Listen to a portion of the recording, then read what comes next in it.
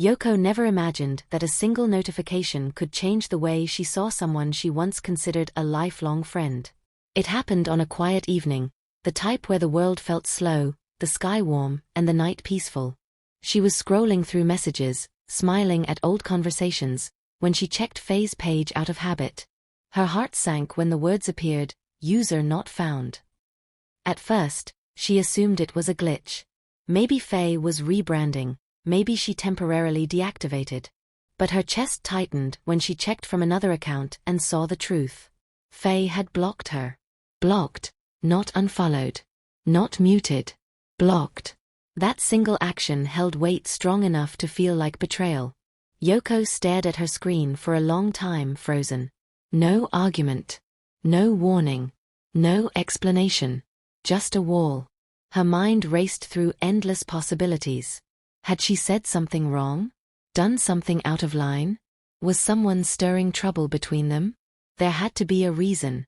Their friendship had been too real, too loud, too bright for it to fade without sound. She refreshed the page again and again, hoping it was all a mistake. But the truth remained cruel.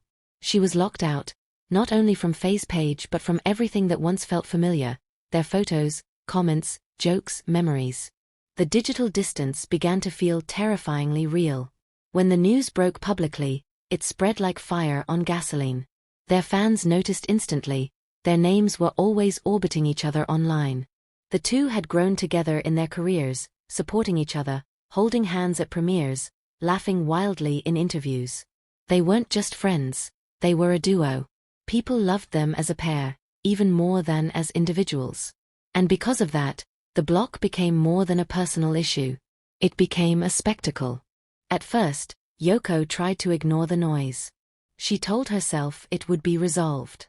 Faye just needed space. But as days passed, the silence hardened. Faye didn't text. Didn't explain. Didn't soften the blow. The sudden coldness felt like ice seeping slowly beneath Yoko's skin.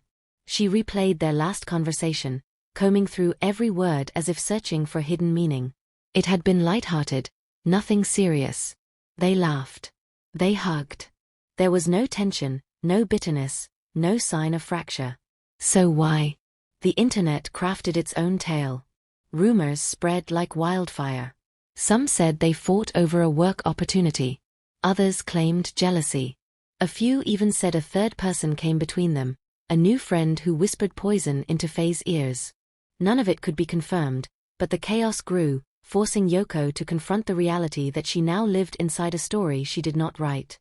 One night, she sat alone on her balcony, trying to make sense of it. The city lights glittered beneath her, but her mind felt dark. She remembered the first time she met Faye, how easy everything felt. They clicked instantly, like two halves of a story waiting to be told. Their personalities mirrored but balanced each other, Yoko, calm and gentle, Faye wild and vibrant. They chased dreams together, lifting each other when the pressure became too much. They shared secrets, heartbreaks, late-night tears. They promised to grow old as friends, the type who would argue about politics at 80 and still laugh about the past. Now, that promise felt distant.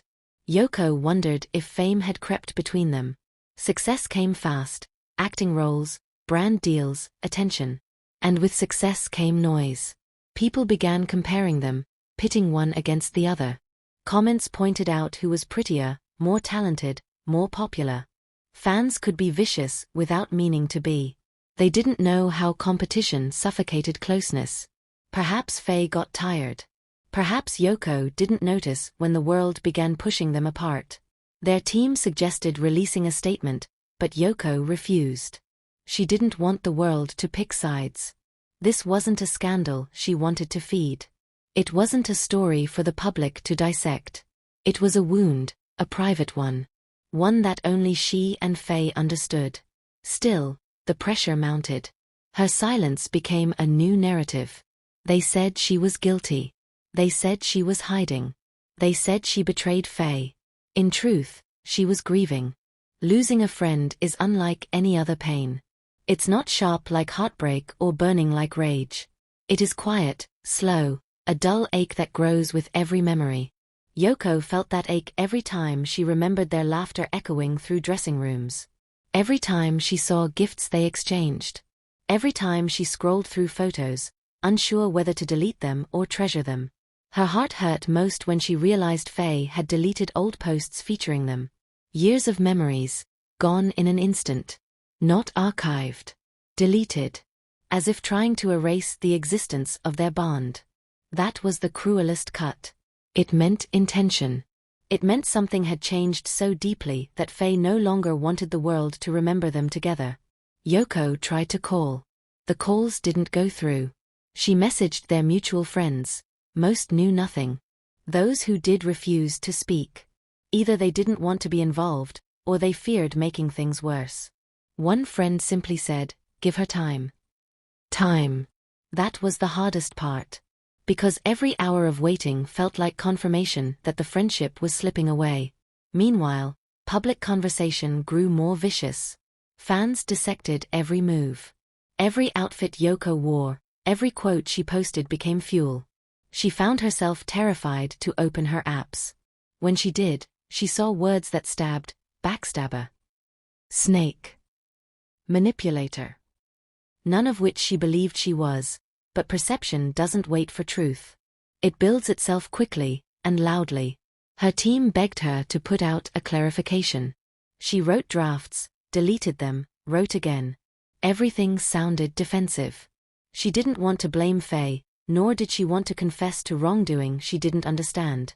In the end, she said nothing. One evening, she sat on her living room floor with a cup of tea, staring at her dark phone screen. The room felt too quiet. She imagined Faye somewhere else, maybe angry, maybe hurt, maybe crying too. That thought brought tears to Yoko's eyes. She didn't know how to fix what she didn't fully understand. She had never been afraid to speak to Faye before. Yet now, she feared that anything she said might only widen the gap. There were moments she wanted to scream. Moments she felt fury burning in her chest. How could Faye shut her out without a single conversation? How could she erase everything without giving her a chance to explain? But beneath the anger was heartbreak, a deeper, truer emotion. Losing someone you love, even platonically, breaks you in ways no one prepares you for. Weeks went by, and headlines slowly faded. But the wound didn't. Yoko realized that what hurt wasn't the scandal, it was the silence. The fact that someone who once knew her like a mirror could now treat her like a stranger. She thought about writing a letter. Old-fashioned, personal. Something that couldn't be blocked. She began, hand trembling slightly. She wrote honestly, not to defend herself, but to tell Faye she missed her. She told her about the memories she cherished, the laughter that once lit up her nights. She apologized for anything she unknowingly did. She acknowledged that maybe they both changed, and that change can be painful. But she also promised that her door would always be open. She didn't send it. Not yet. She kept it folded on her nightstand, waiting. Maybe one day Faye would be ready.